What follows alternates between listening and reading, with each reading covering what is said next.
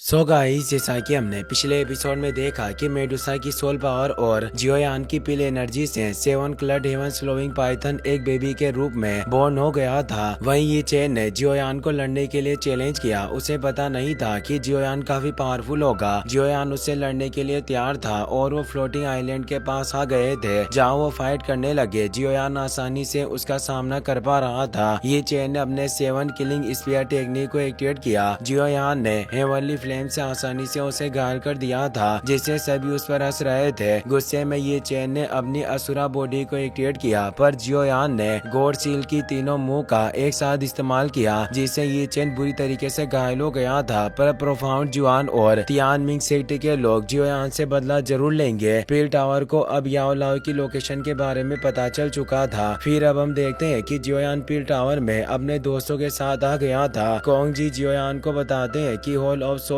की central planes में कई सारी ब्रांच है और उन सभी ब्रांच को काफी अच्छी तरीके से छिपाया हुआ है, क्योंकि उसके अंदर ही पावरफुल स्पिरिचुअल बॉडीज को कैद करके रखा जाता है। उन्होंने जियोयान को मैप दिखाया और बताया कि हमारे पील टावर के लोगों ने काफी ज्यादा प्रयास किए और हमें सेंट्रल प्लेन्स के नॉर्थ वेस्ट रीजन के गोस्ट माउंटेन रेंज में एक हॉल ऑफ सोल्स की ब्रांच का पता चला। शायद याओ लाओ को इसी जगह पर ट्रांसफर करके रखा गया होगा। जियोयान गोस्ट माउंटेन रेंज का नाम सुनकर थोड़ा परेशान था और वो पूछता है कि आखिरकार उस माउंटेन रेंज को गोस्ट माउंटेन रेंज क्यों कहा जाता है। कोंग जी बताते हैं कि इस गोस्ट माउंटेन रेंज को सेंट्रल प्लेन्स की सबसे भयानक जगह के रूप में जाना जाता है, क्योंकि वहाँ काफी ज्यादा घना कोहरा होता है। इतना घना कोहरा कि उसने आसमान और सूरज को भी कवर कर रखा है। उस जगह पर सूरज की रोशनी भी नहीं पहुँचती। तुम जब उस जगह के अंदर पहुँचोगे तो बहुत ज्यादा चांस है कि तुम उस जगह पर खो जाओ। साथ ही इस जगह के खतरनाक डार्क फॉरेस्ट में हमेशा इविल मॉन्स्टर काफी तेजी से ग्रो करते हैं, जिससे उस जगह पर काफी भयानक मॉन्स्टर से भी तुम्हारा सामना होगा। जियोयान पूछता है कि इस हॉल ऑफ सोल्स की ब्रांच में आखिर कितने हॉल ऑफ सोल्स के एल्डर मौजूद हैं। कोंग जी तियान ले और जुआनी से एक बार कंफर्म करते हैं और जियोयान को बताते हैं कि हमें जो जानकारी मिली है उसके अनुसार गोस्ट माउंटेन ब्रांच में पावरफुल सोल एल्डर उस जगह की रखवाली करते हैं। वहाँ कम से कम 5 फाइट वेनेरेट रियल्म के सोल्स एल्डर मौजूद होंगे। जियोयान और उसके दोस्त से सुनकर चौंक जाते हैं। जुआनी बोलती है कि हम अभी तक ये कंफर्म नहीं कर पाए, पर उस जगह पर तियान जुन भी मौजूद हो सकता है, जो हॉल ऑफ सोल्स के हाईएस्ट रैंकिंग एल्डर है। उसकी पावर कम से कम 5 स्टार फाइट वेनेरेट रियल्म में होगी। जियोयान परेशान होता है। कोंग जी कहते हैं कि जियोयान तुम चिंता मत करो, मुझे नहीं लगता कि वहाँ इससे ज्यादा गार्ड मौजूद होंगे, क्योंकि 5 वेनेरेट की सिक्योरिटी पहले से याओ लाओ को रखने के लिए एक बहुत ही हाई स्टैंडर्ड ब्रांच है। इसीलिए एक और हेवनली लॉर्ड यानी तियान जुन की वहाँ होने की बहुत ही कम संभावना होगी। जियोयान कहता है कि मुझे अब सिर्फ फेंग जियान के आने का ही इंतजार है। मुझे उम्मीद है कि वो निश्चित रूप से हमारी काफी मदद कर पाएंगे। जियन गुस्से में कहती है कि वो भालू का बच्चा जियोंग न जाने कल्टिवेशन करने के लिए कहाँ चला गया, वरना वो हमारे बहुत काम आ सकता था और हमारे पास एक और फाइट वेनरेट होता। जियोयान कहता है कि मेरे साथ तुम हो, यही काफी है। तियान ले और कोंग जी परेशान थे, क्योंकि वो जियोयान की कुछ मदद नहीं कर सकते थे।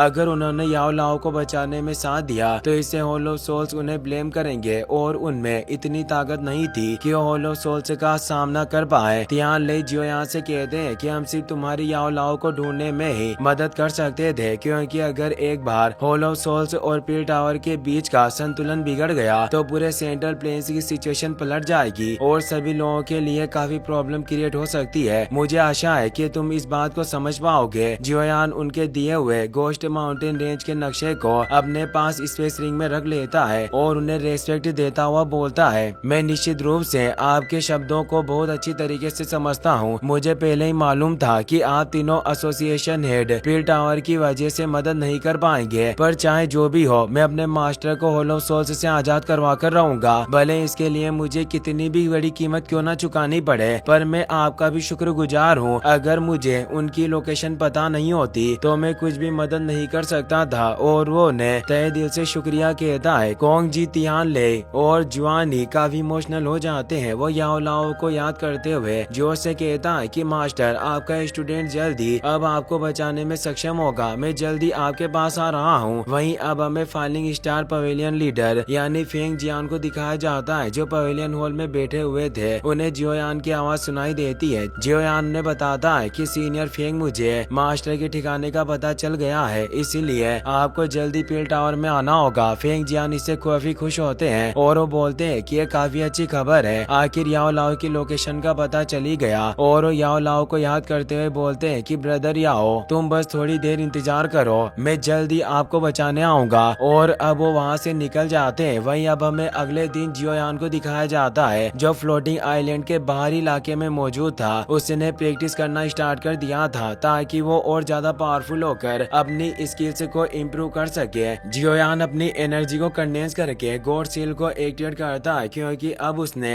गॉड सील की 4th seal sky burning seal की प्रैक्टिस करना स्टार्ट कर दिया था। गॉड सील में टोटल 5 सील थी और जियोयान अभी तक सिर्फ 3 सील में ही महारत हासिल कर पाया था। और जूनर ने उसे बताया था कि जब तक उसकी पावर फाइट वेनेरेट रियल्म पर नहीं पहुंच जाती वो गॉड सील की आखिरी 2 सील में महारत हासिल नहीं कर सकता। पर जियोयान फिर भी 4th सील की प्रैक्टिस करने की कोशिश कर रहा था। जियोयान काफी वक्त से वहीं मौजूद था। जेन, लिटिल फेई डॉक्टर और एल्डर तियान वो भी उसे दूर बैठकर देख रहे थे। जियोयान गॉड सील की 4th स्काई बर्निंग सील के फॉर्मेशन को एक्टिवेट कर लेता है। एल्डर तियान वो बोलते हैं कि इस तरह की पावरफुल फाइट टेक्निक को सफलता पूर्वक जारी करना वाकई काफी कमाल का है। इस फाइटिंग टेक्निक से मुझे लगता है कि एक फाइट वेनेरेट को भी इससे काफी प्रॉब्लम हो सकती है। जियोयान उस स्काई बर्निंग सील से एक माउंटेन पर अटैक करने लगता है। उसकी एनर्जी से ही वो माउंटेन हिलने लगा था और उसमें क्रैक्स क्रिएट हो रहे थे। पर जियोयान की पावर अभी इतनी ज्यादा नहीं थी कि वो उस सील को कंट्रोल कर पाए जिससे वो एनर्जी बिखर जाती है। जियोयान काफी थका हुआ महसूस करता है। वो निराश हुआ कहता है कि बिना फाइट वेनेरेट लेवल की फाउंडेशन के बिना इस गॉड ऑफ सील की 4th सील में मास्टरी हासिल करना इम्पॉसिबल सा लगता है। पर उसे अपने मास्टर याओ लाओ की याद आने लगती है जब उसके सामने होलो सोल्स का एल्डर उन्हें पकड़कर ले गया था। जियोयान गुस्से में कहता है कि मुझे चाहे कुछ भी हो जाए पर मुझे अपने मास्टर को होलो सोल्स से बचाना होगा। अभी मेरे पास जो ट्रम्प कार्ड यानी तुरुक के इक्के मौजूद है वो पर्याप्त नहीं है। मुझे कुछ भी करके गॉड सील के 4th स्काई बर्निंग सील में महारत हासिल करनी होगी। जियोयान अपने ओरा को फैलाता है और वापस से स्काई बर्निंग सील की प्रैक्टिस स्टार्ट करता है। लिटिल फेई डॉक्टर बोलती है कि जियोयान को इस स्काई बर्निंग सील की प्रैक्टिस करते हुए 7 दिन गुजर गए। वो अपनी पूरी ताकत के साथ कोशिश कर रहा है जिससे मुझे डर है कि जियोयान की बॉडी पर इससे कहीं बुरा असर ना हो जाए। एल्डर तियान वो बोलते हैं कि यह जब तक अपने मास्टर को बचा नहीं लेता मुझे नहीं लगता कि यह चैन से बैठ पाएगा। जियोयान वापस से स्काई बर्निंग सील को एक्टिवेट कर उसे जारी रखता है। फिर भी वो उस सील को पूरी तरीके से कंडेंस नहीं कर पा रहा होता।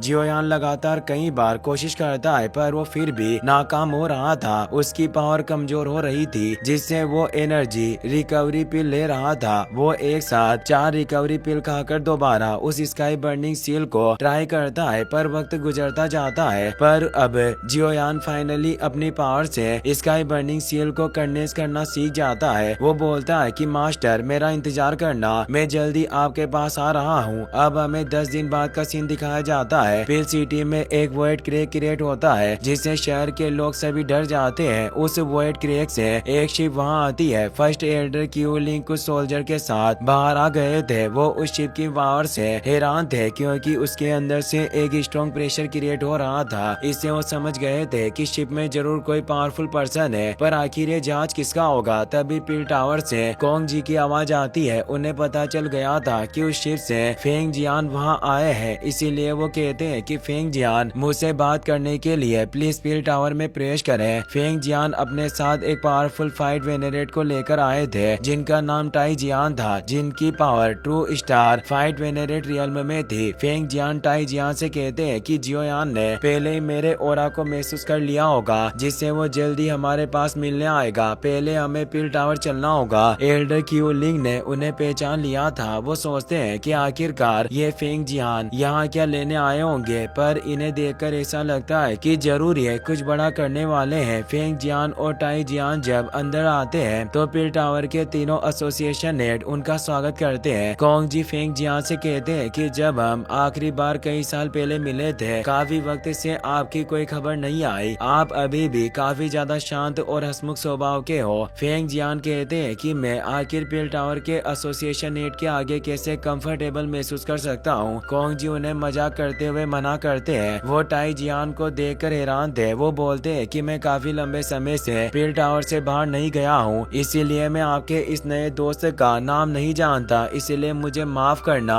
टाई जियान बोलते हैं कि मैं भी अपना नाम काफी पहले ही भूल चुका हूँ, मुझे कुछ याद नहीं है, पर तुम मुझे आयरन सोर्ड मैन कहकर बुला सकते हो। आयरन सोर्ड नाम सुनकर वो हैरान थे। वो बोलते हैं कि क्या आप वही हो जिसे इविल डीमन सोर्ड सेक्ट से 5 साल पहले बाहर निकाल दिया गया था? मैंने आपके बारे में बहुत कुछ सुना है। तीनों एसोसिएशन हेड उन्हें रेस्पेक्ट देते हैं। टाई जियान भी उन्हें आदर देते हैं। फेंग जियान मुस्कुराते हुए कहते हैं कि कोंग जी, तुम्हें अजीब लग रहा हो, पर आयरन सोर्ड का स्वभाव कुछ ऐसा ही है। ये काफी ज्यादा ईमानदार है, पर ये बोलने में इतने अच्छे नहीं है, इसीलिए बहुत कम बात करते हैं। जियोयान भी अब अपने दोस्तों के साथ वहाँ जाता है। वो कहता है कि सीनियर फेंग, आप काफी जल्दी यहाँ आ गए। फेंग जियान कहते हैं कि मेरी देरी से बहुत कुछ बिगड़ जाता, इसीलिए मैंने जितनी जल्दी हो सके आने की कोशिश की। वो जियोयान की पावर देखकर हैरान रह जाते हैं, क्योंकि वो 1 साल पहले से 1 स्टार फाइट एंसेस्टर था और अब वो 9 स्टार फाइट एंसेस्टर में प्रमोट हो गया था। टाई जियान भी इससे हैरान थे, क्योंकि जियोयान काफी जवान नजर आ रहा होता है। इसी के साथ ये एपिसोड यहीं पर खत्म हो जाता है। दोस्तों, अगर आप इसका नेक्स्ट पार्ट भी जल्दी देखना चाहते हो तो 10 के लाइक एम जरूर पूरा कर देना। थैंक्स फॉर वॉचिंग और सब्सक्राइब करना मत भूलना।